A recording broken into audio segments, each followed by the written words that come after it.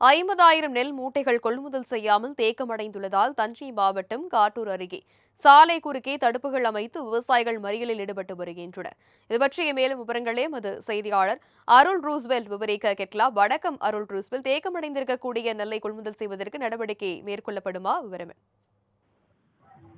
வணக்கம் தனலட்சுமி. அதாவது தஞ்சை மாவட்டத்தில் 50,000 நெல் மூட்டைகள் கொள்முதல் செய்யாமல் தேக்கமடைந்துள்ளார். காட்டூர் அருகே சாலையில் குறுக்கே தடுப்புகள் அமைத்து விவசாயிகள் சாலை மறியல் போராட்டத்தில் ஈடுபட்டு வருகிறார்கள். இதனால் தஞ்சை நாகை இருபுறங்களிலும் 1 கிலோமீட்டர் தூரத்திற்கு வாகனம் அணிவகுத்து நிற்பதால் போக்குவரத்து பாதிப்பு ஏற்பட்டுள்ளது.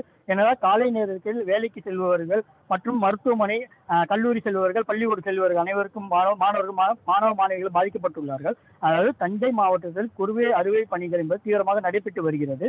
அதே பகுதியாக காட்டூர், சூரக்கோட்டை, வண்ணாரப்பேட்டை, இரும்பு ஆமர்கோட்டை, நாயக்கன் கோட்டை உள்ளிட்ட பகுதிகளில் சேர்ந்த விவசாயிகள் அறுவடை செய்து நெல்லை விற்பதற்காக காட்டூர் பகுதியை சென்றுள்ளனர். அப்போது அரசு நேரடி கொள்முதல் நிலையத்தில் கொண்டு வந்த நெல் மூட்டைகள் கடந்த 15 நாட்களுக்கு மேலாக சாலையில் ஓரங்களில் கொட்டப்பட்டு காத்து கிடக்கும் அவல நிலை என்பது ஏற்பட்டு வருகிறது. மேலும் தஞ்சை மாவட்டத்தை பொறுத்தவரை அங்கங்கே மழை பெய்து வருவதால் நெல்மணிகள் நனைந்து முளைக்கும் தன்மையும் அடைந்துள்ளது.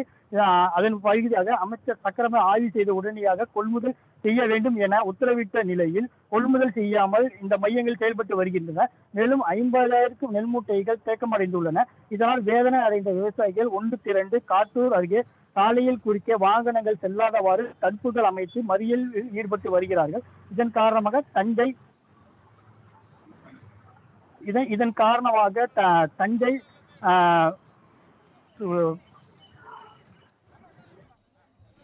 விவரங்களுக்கு நன்றி அருள் ரூஸ்வெல்ட்.